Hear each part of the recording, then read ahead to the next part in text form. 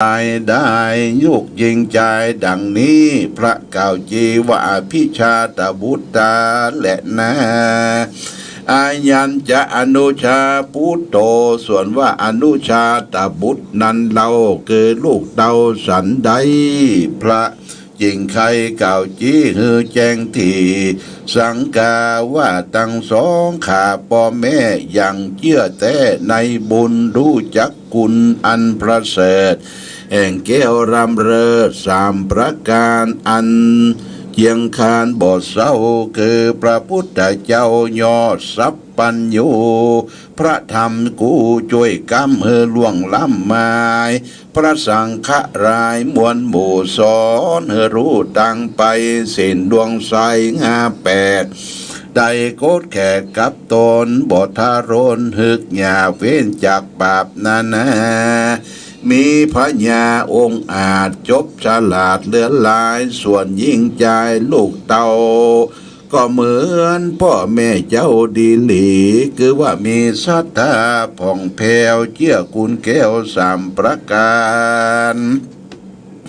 ศีลเจียงคานหาแปดได้กดแขกกับตัวบ่เมามัวหลิงลูหลงตั้งสู่ตั้งอบายพญาพายองค์อาจจบฉลาดตั้งทำเบ้นจากกรรมฮึกหยาบอันเป็นบาปนาลูกเกิดมาดังอีพระเก่าจีวะอนุชาตบุตตาและนาละลัญจนวชาตาบุตโตอันว่าอวชาตบุตตานั้นเราคือลูกเต่าสันใดพระจิงใครกล่าวชื่อฮือแจ้งที่ตามรายว่าลูกยิงใจน้อยใหญ่บ่ตุยไตตามทำใจมืดดำกำเศร้าบ่เหมือนพ่อแม่เจ้าตั้งขาพ่อแม่มีศรัทธาผ่องแผ้วเกี่ยคุณแก้วสามประการลูกสามบ้านใหญ่น้อยมีบ่มีใจใฝ่ห้อยยินดีพ่อแม่มีใจยื่นหูมยกยื่นยอตานยังโปจนาหารเขานาบัดผู้พร่ำตามมีลูกบ่ยินดีใจกรี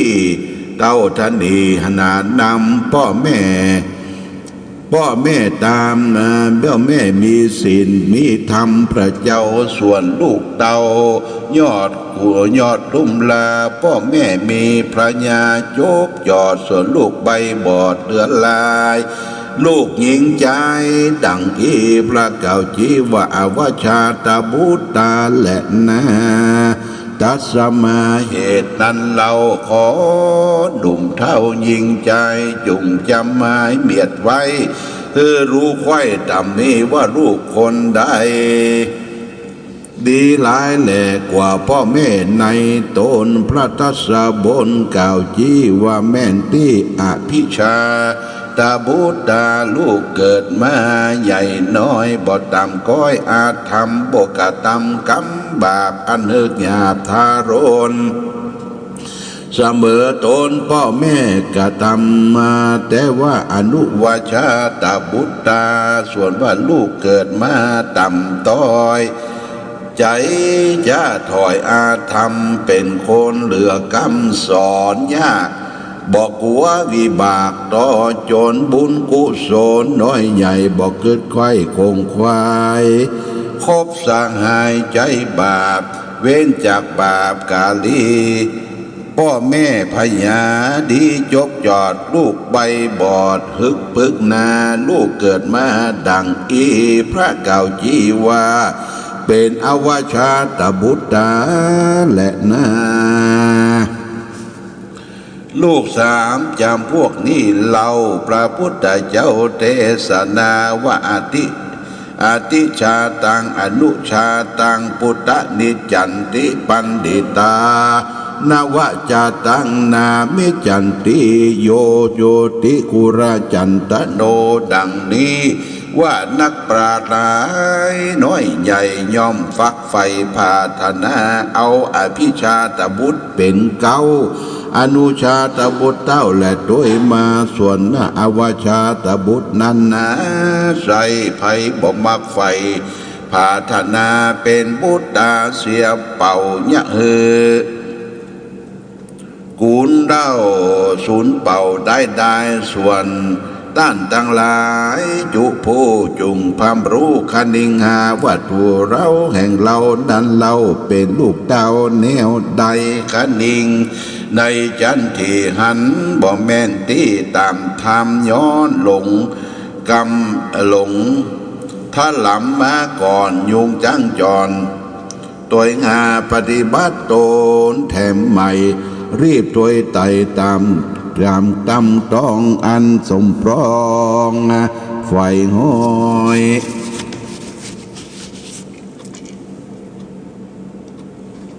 เปิดไฟดีครับชื่นจ้อยเจยบ้านและนาแถมประกาศดึงเล่านักปราชญ์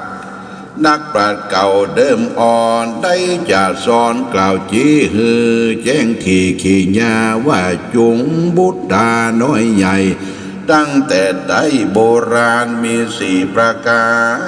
รดูหลาคือว่าลูกแรกลากเลิกหากเป็นตราจงพิจารณาดูเล่าตามเงื่อนเก้าความในลูกคนใดก็แล้วบอกกาดแล้วเสียธรรมอุปธรรมพ่อแม่ตามจารีตแต่เดิมมาอันพระขวาปิ่นเก้าคือพระพุทธเจ้ายอดสัพปัญโยตนมีมุทูอันใหญ่สอนสั่งไว้เป็นไม้คงควายคำเจ้าเลี้ยงพ่อแม่เจ้าสองขาโดยโภชนาเข้าน้ำแม่นพระพร่ำตามมียามเครื่องขีโศกเศร้าก้อยลมเราเอาใจยามหนาวในเมยใครนั้นจงอยู่ใกล้รุมรายามสองขาเมยปวดช่วยบีบนวดตามรายทุกแหล่งง่ายคำเจ้าอุปถากพ่อแม่เจ้าสองขาพ่อแม่จ้าสอนเก่าก็บอกโคดข้าวเคียงขี้บอกไขว่าที่ตอบทองตัวตามจ้องคำสอนบ่หน้างอนหน้าใกล้ปฏิบัติไต่ตามธรรมบ่เกียรติกรรมสอนยากคือพ่อแม่ดันลำบากเครื่องใจกิจจะได้น้อยใหญ่บังเกิดได้มีมาแก่สองข้าพ่อแม่ลูกขามแก่แต่ลู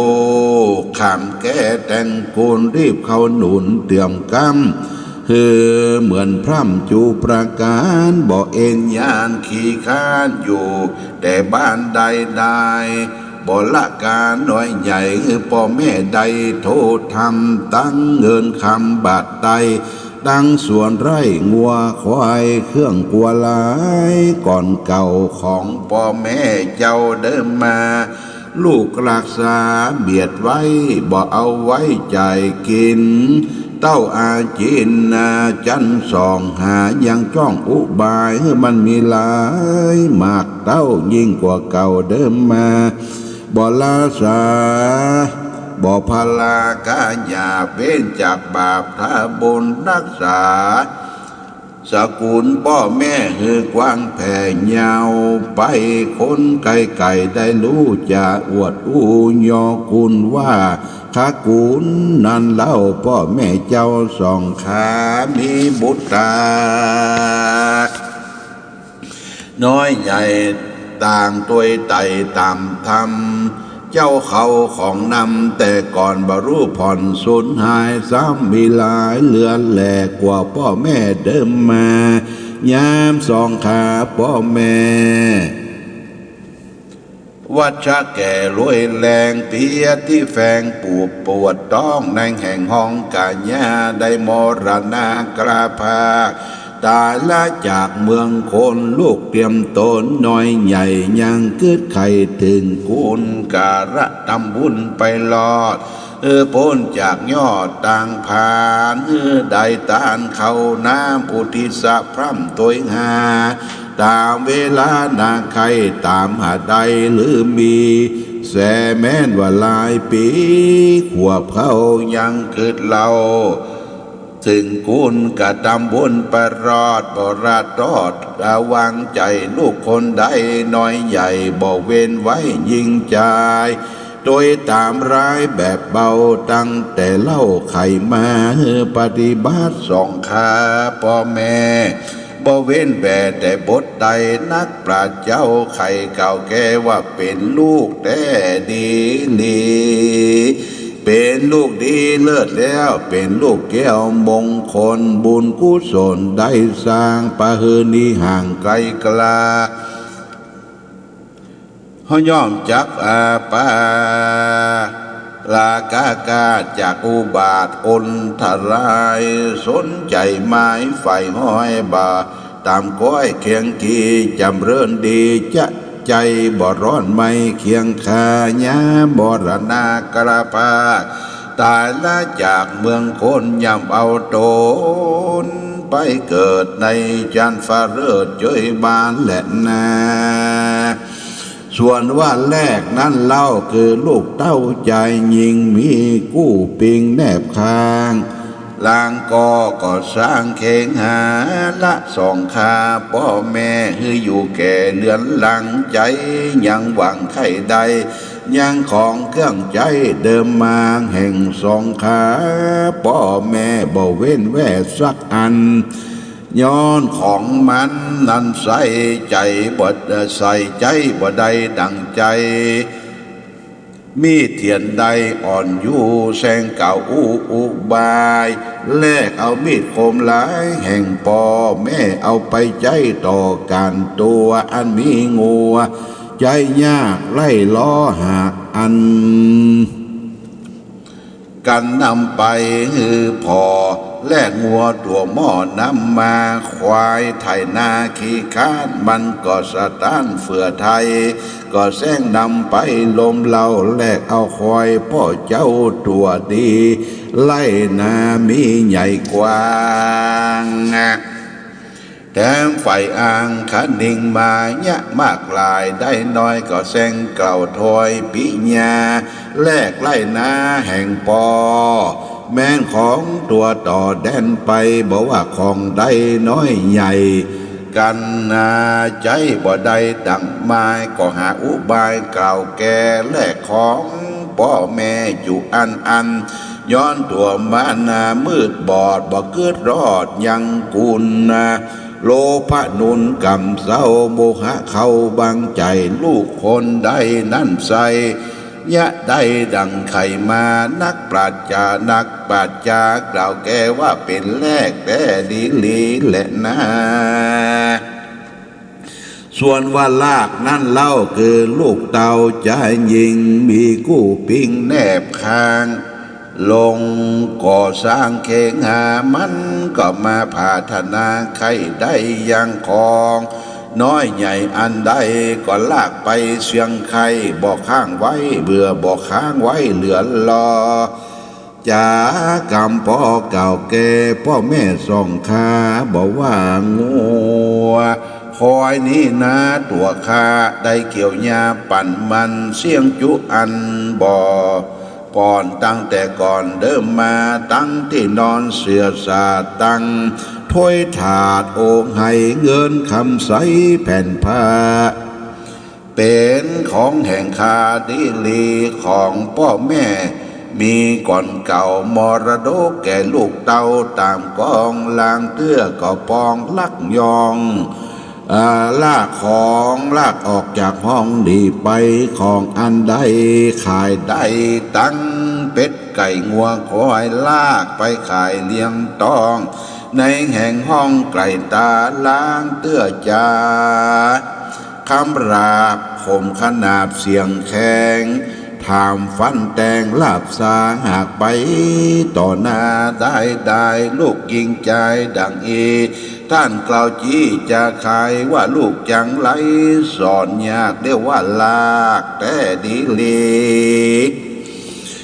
มีใจเป็นสีลูกเต้าหากเป็นเจ้านี้เก่าปังลางเปิ้นบ่วังบักรอด พ้นจากตั้งยอดอาบายกันมันตายหมูกหมูห้อมส่งลูสู่อาเวจีและนาส่วนว่าเลิกนั้นเราคือลูกเต่าใจยิงมีคู่ปิงแนบคางลงก่อสร้างเก่งหายามส่งข้าพ่อแม่เงินคำแพร่ถมทองมีเข้าของบดไรตั้งหน้าไรงัวควายหมูมาลายเป็ดไก่บ่ร้อนไม่เคียงคีสร้างมาสร้างและไขบ่อผ่อนและยื่นย่อนตอนวางตามยังของกินหน้าของกินลำเลี้ยงใส่ตังลูกไม้หัวมันดังใจมันเจืดจ่อตังพ่อแม่ก็สองขาหันสองนานากามาก็ลอกปากเอาขอไปส่วนว่าปอว่าใจพ่อแม่ก็ยอมพ่ายแพ้คุณนายามลูกจะออกปากย่อมพรากตกปันแก่จงควันลูกน้อยตามไฟง่อยกะนิ่งในมันก็เอาไปบอกพรโดยกำอ่อนวอนหูมันมาจู้คำเจ้าคือส่องเท่าได้วางใจถามถึงหนาวในเมื่อใครแสงหมายอู้ใกล้รุมราตั้งปิญาหลายแหลกว่าพ่อแม่เมื่อมอนยามมาจักจรขึ้นสู่ตั้งขึ้นอยู่เรือนมันมือกำพันเอาไตตั้งเครื่องใจขวดดีเบอร์นั้นมีไปนาโยงเครื่องคราอลังงานอลังการเงินคำขานก้าใหญ่ของเกี่ยงใจนาลวดลางเตื้อเสียงขอดพ่อแม่ก็มาต่อโจรลูกทาโลนเดือดร้อนทมถังค้อนไปในลูกเตือนใจก่อนกี้ก็หลีกลี่หายตากล่าวหาถามหากล่าวก็แล้วไป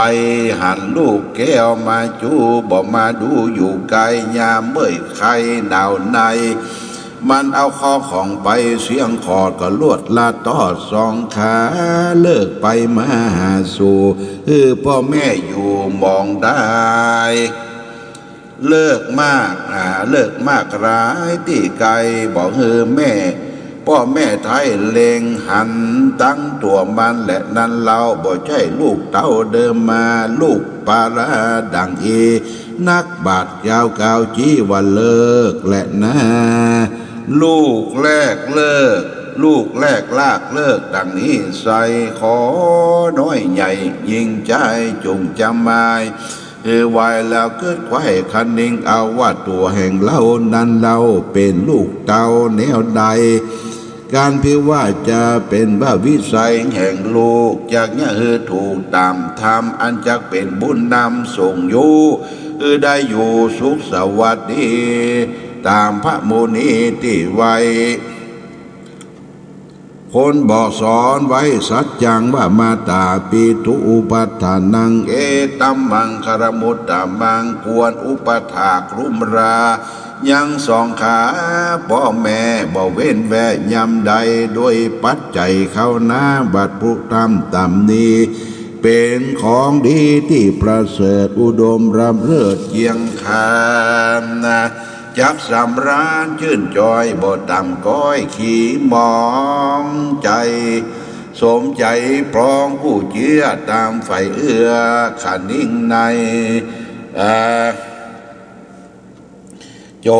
รอามันภัยอุบาทบ่มาปาดต่อโจรตายจากเมืองคนไปนาย่อมอ่อยหน้าขึ้นสู่สวรรค์นั่นแหละนาพุทธธารกถานิธิตาขีญาสังวนาวิเศษจาห้องเหตุพุทธรกถาก็บังคมสมเร็จเสด็จญาติโยม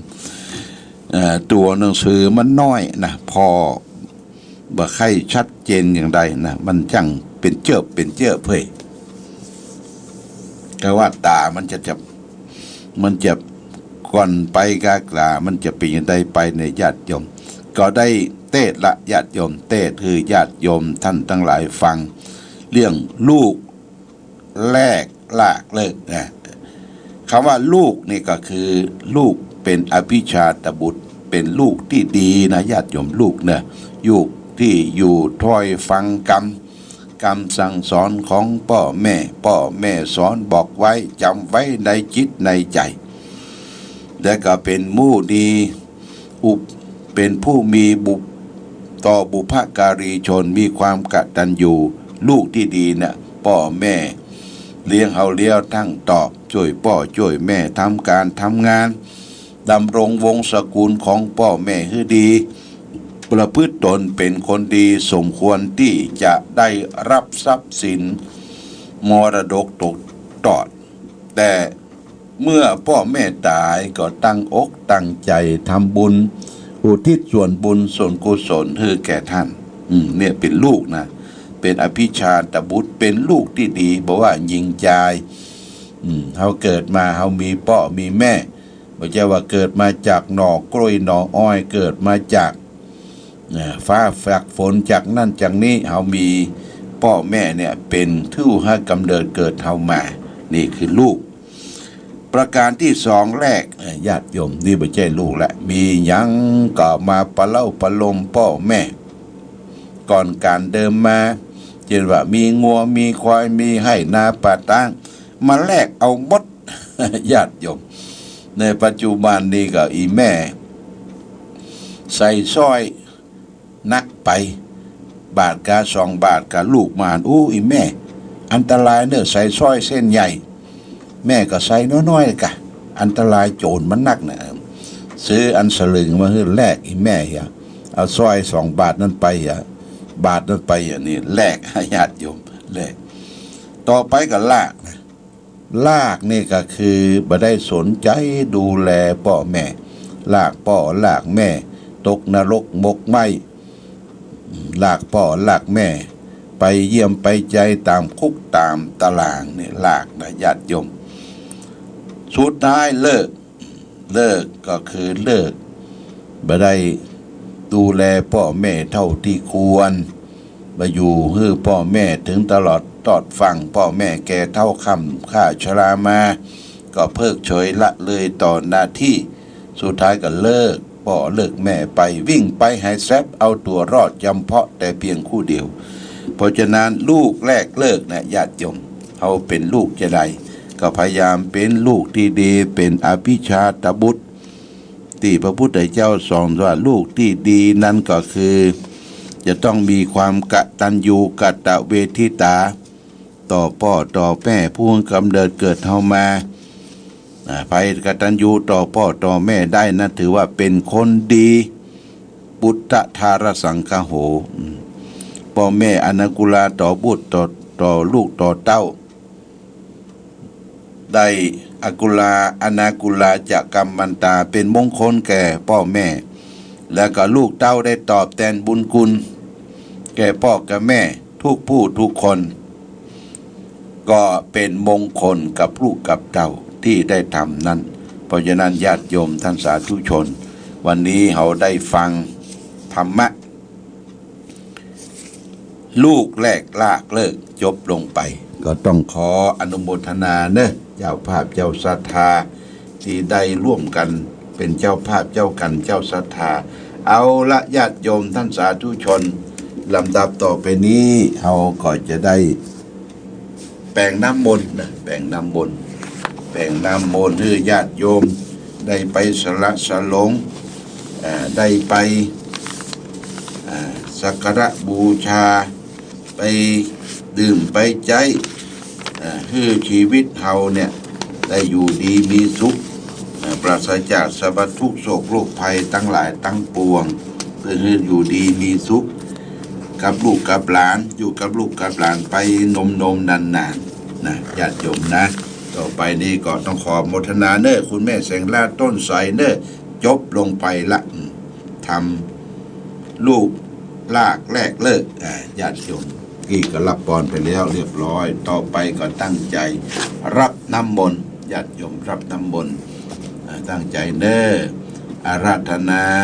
เชิญเทวดาเข้าบ้านก่อนญาติโยมเชิญเทวดาเข้าบ้านเข้าจองเพื่อคุ้มครองรักษาให้แก่ศรัทธาญาติโยมสาธุชนณโอกาสบัดนี้ปริตัวนาเมตังสเมตาปตันตาวิคิตาจิตาปริตังพนันตุสเกกาเมจะรูเปกิริสิขลตเตจันตริเควิมาเนติเปลเตจะคาเมตโลวนาคาเนเคหาวัตุเมเกเตภูมิธาตโยจตุโรกาปาระราชายามราชาอินโตเวสสุวรรณราชาอริยเมตโยโพธิสัทธาวกาทโยอริยสาวกาจะปุถุชนะกัลยาจะ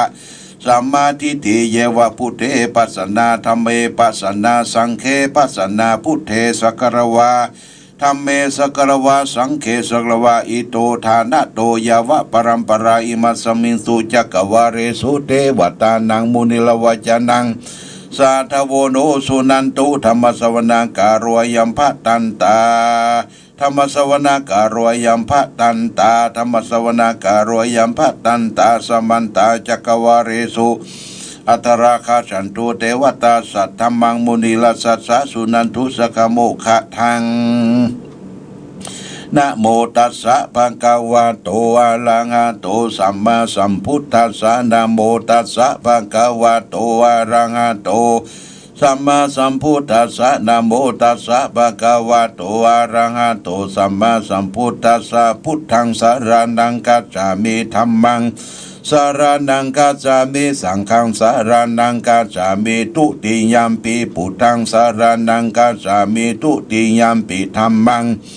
สารนังกัจจามิทุติยัมปิสังฆังสารนังกัจจามิตติยัมปิพุทธังสารนังกัจจามิตติยัม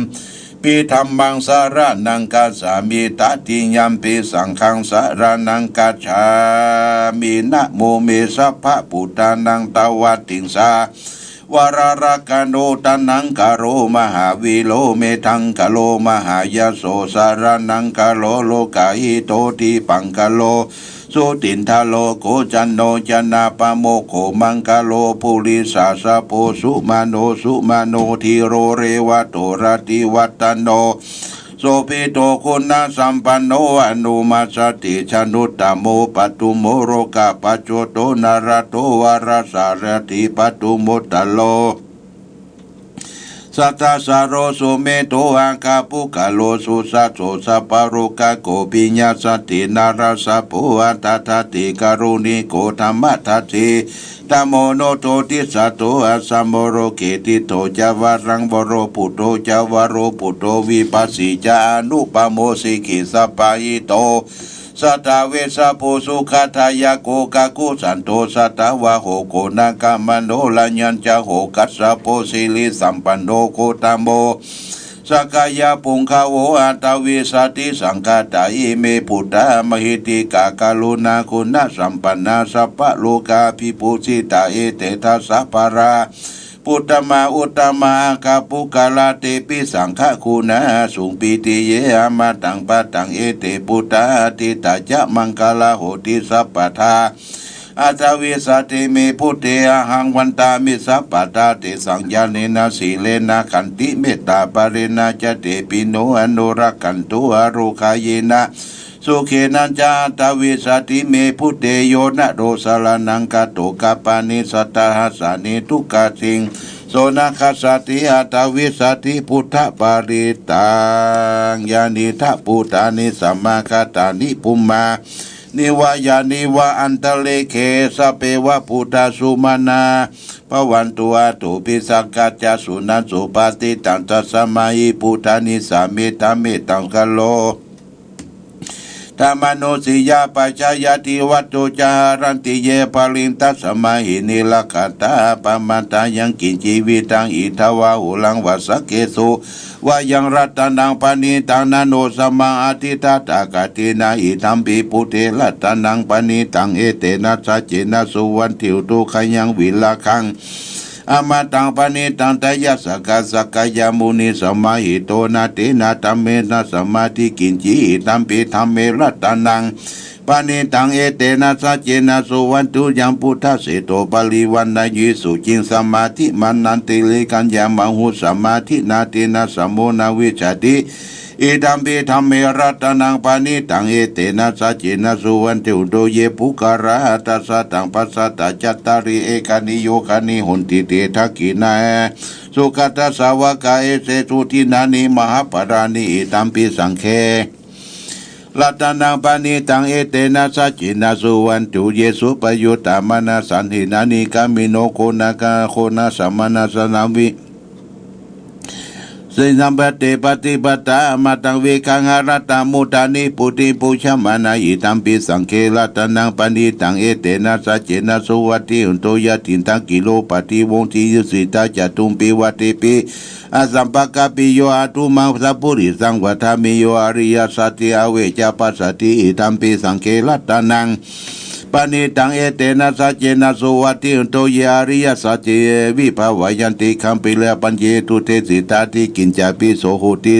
พุทธปมัตตานาเตภวังอัตตมัตตาดิยันติตัมปิสังเคลัตนังปานิตังเอเตนะสัจเจนะสุวันติอุสหวัสสะทัสนัมปัสสยะตัสสุตัมมามหิตาภวันติสกายติติวิจิกิตันติศิลปตังวัติตัตติกินจิตโนปเยยะหิอาจาวิปมุตโตชาจาปิตานิอัฏฐโปกตุงอิธัมปิสังเคลัตนังปานิตังเอเตนะสัจเจนะสุวันตุกินจาปิโสกัมมังกะโลติปะปะปังกะเยนะวะจาอุตัสสะสวะอัฏฐโปโสตัสสะปัจเจตายาปปตาติตาปัสสตาวุตาอิดัมปิสังเคลัตนังปานิตังเอเตนะสัจเจนะสุวันตุวนะปะคุมเปยทานุติตังเกกิมามรเสปตามิงกิเมปทุมังธรรมวรังอติสยีนิภาคลามิงปลมังอิตายะอิตัมปิปุเตลัตนังปานิตังเอเตนะสัจเจนะสุวันตุวะโรวะรัญโยวะระโรวะระหะโรอนุตตโรธรรมวโรอาเดสยีตัมปิปุเตลัตนังปานิตังเอเตนะสัจเจนะสุวันตุขินังปุลานังดาวังนาติสัมภวังวิลัตตติตายติเกปวัสสะเมติขินาพิจาวิโลหิจันตินาปันติเลยาทายัมปติโปเอตัมปิสังเคลัตนังปานิตังเอเตนะสัจเจนะตุนยานิทัพพุตานิสัมมากัตตานิปุมาเนวายาเนวันตะเลเกตตากันตังเทวมนุสสาติงเดพุทธานามัสสมาสุวันติยานิทัพพุตานิสัมมากัตตานิปุมานิวายานิวะอันตะเลเกตตากันตังเทวมนุสสาพุทธิตังธรรมังนามัสสมาสุวัติยานิตาพุทธานิสัมมากัตตานิปุมบันทิวายานิวะอันตลิเกตตากาตังเทวมนุสปุจังตังนามัสสมาสุวัติโตรัตนะสุตังนิติตังการณิยมัตตากุสาเลนะยันตังสัตตังปะตังอภิสามิจัสสะกุสุจัสสุสุจาวุจัสสะมุตุอนาติมณีสันตุจักกุจัสสุปโลจาปกิโตจัสสะลาอุกวุติสันตินตโลจานิปะโกจาปะปะกุลิสุอนานุกิโตนะคุตตังสมาเจลิกินติเยนะวิญโยปะเลอุปวัตโยสุขิโนวะเขมิโนตุสัพเพสัตตาภวันโตสุขิตายิกติปนะพุทธติตาสาวนันดาลวานวเสสาติกาวเยมหันตมามัสสิมารัสสกานุกัตตุลาทิตาวเยจะอธิตาเยจตุเลวสันติอวิตุเลพุทธวสัมภเวสีวสเปสัตตาภวันโตสุขิตาตา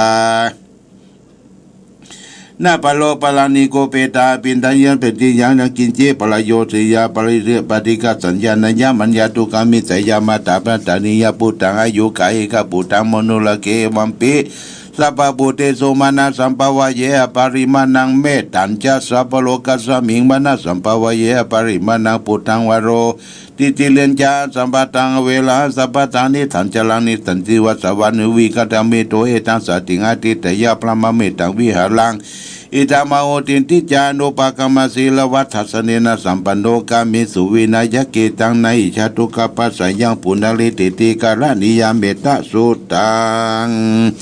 ยาโตหังภาคินีอาริยายาชาติยาชาโตนาปิชานามาสัญจิจาปนังชีวิกาวโรเปนาเตนะสุติเตอุนโตสุติกาปัสสะโพสังโฆสติตังคาโตธรรมานังวิจโยตถาวิริยัมปิติปัสสติโพสังฆาจตถาปริสมาทุเบคาโพสังฆาสัตเตสัพพทัสสินามุนีนาสัมมาทกตาปิวิตาปะหุลิกตาสังวัตตันติอภิญญาญานิพพานยาจะโพธิยา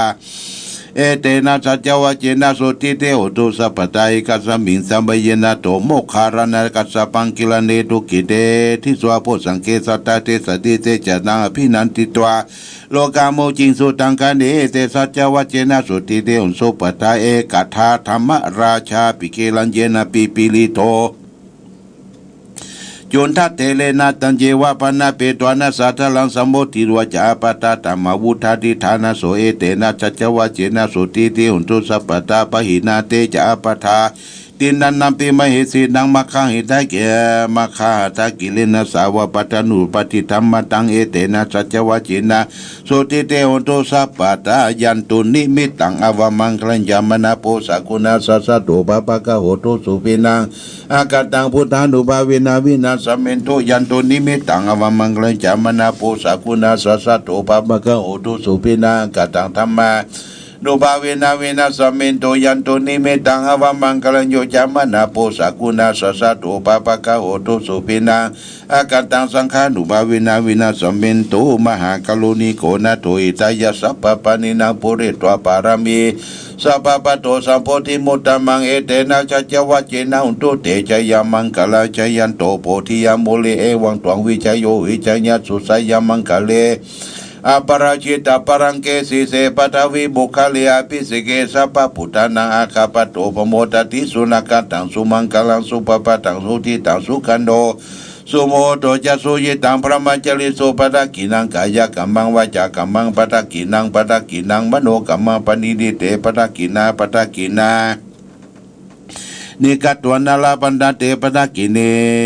โสอัตตระโตสุขิโตวิลุณหาพุทธศาสนิยโลโกสุขิโตติสาสะปิยติปิสาตระทาสุขิตาวิโลนาพุทธศาสนิยโลกาสุขิตาทัสสะเปยติปิเตอัตตระสุขิตาวิโลนาพุทธศาสนิยโลกาสุขิตาโหติสาสะเปยปิตินัตถิเม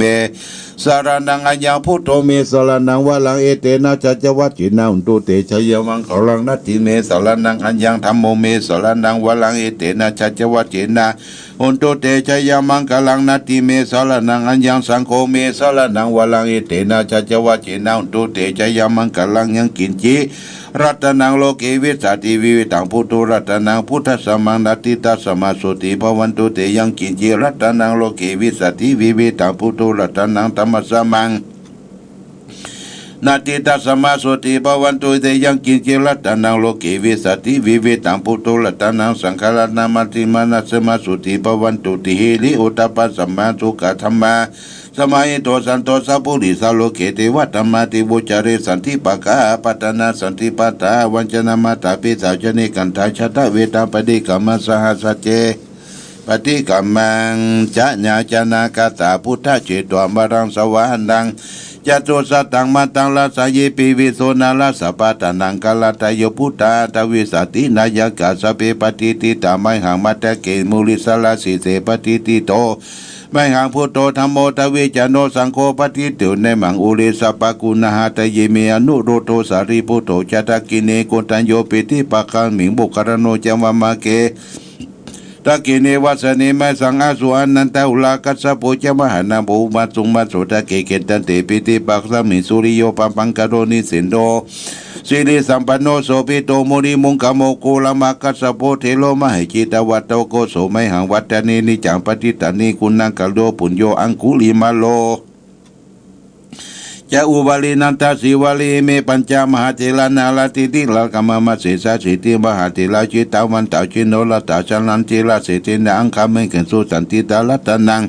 ปุระโสอาจิตากิเนเมตาสุตากังทัสสะกังปัจจตุอาศิวามิอังคุลิมาลกังกันตัมโมราปริตันตาตติญาตุตะกังกัสเสสัตนังเสสาบาลสันตินาสินานาปะสัญโยเตธรรมะปะกลังเวสโตเมสักขะเจนะสัมมัสสัพพุทธปัญจเลวตาปิตาชิตตาปริจัตตาทุปัตตวาเสสวิญญัญโยนันตุขเตชนา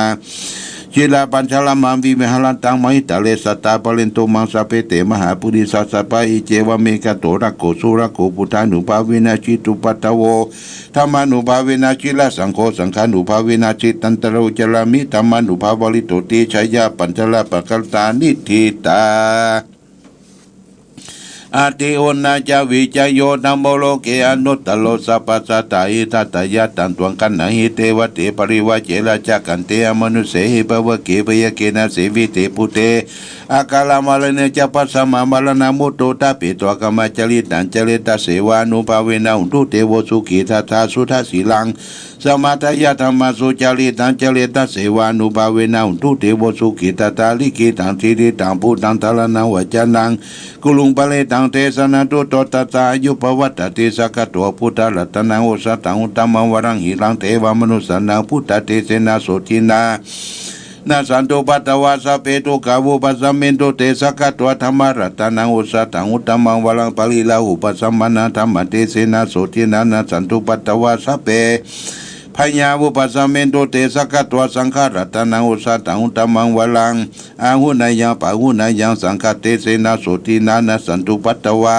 สเปโลกาวุปัสสมินตุเตเพสัจจังธนามุตตมันตตุตังกิติตังละสังอภิลังนวจิวัสสะปะปยติวินาสันตุเอกทวิติจตุปัญจชตตินังตถายวัตุกาวินาตันตุชีวิทันนันตตันตุเตชีวิทันนันตตันสัตตาอายุวานังสุขังพลังชีวิตานานุภาเวนะอุตุติโวสุขิตาตาชีวิตานาเจโยทัตตาอุสัตตังอุตตมังวรังสังลิตังสลิดังทุกขานาติปิสัตตังธนมุตตมันตัสสมะกลยากลยังนิสัญญังสัพพะยังปุญญานิปะละโลกัสสมิปฏิตาโอติปานินังอิมินาชีวิตาตินาตุมากังกิงภวิสติติกายุกัสสตาหุนตุสุขิตาหุนตุสัพพตาโยโสทัตตาติสักกจังศีลวันติโสตติโตนานาทนังวรังทัตวาชีวิตนังมหาปรังเอวังเมติกาอิสายติตังปุญญาสัมปตาตัสสมาธิลาปัสสังสันติปันติตากตะปุญญาตันติอาติอุณาจาวิจโยนิธิโตอาทิโลเกศีละคุณโนสัจจังโสจยนุตตยาเตนะสัจเจนะกหามิสัจจกิริยามนุตตลังอวชิตวธรรมะปรังชลิตวบุปเกชนะสัจจปรมวัสสายะสัจจกิริยามหังสักังสันติปะขาปัตนาสันติปัฏฐาวัญจนามาตาปิตาชนิกันตังชาตะเวตะปฏิกรรมสหเจเตสะเตมหังมหาปัจฉริโตสิกีวัตสีเสโสลสะรัตนิอุตกังปัตวายตาสิเกสัจเจนะเมสโมนะเอสามิสัจจะปรมิติภวันตุสัพพมังคลังละขันตุสัพพเทวตาสัพพพุทธานุภาเวนะสัทธาโสถิง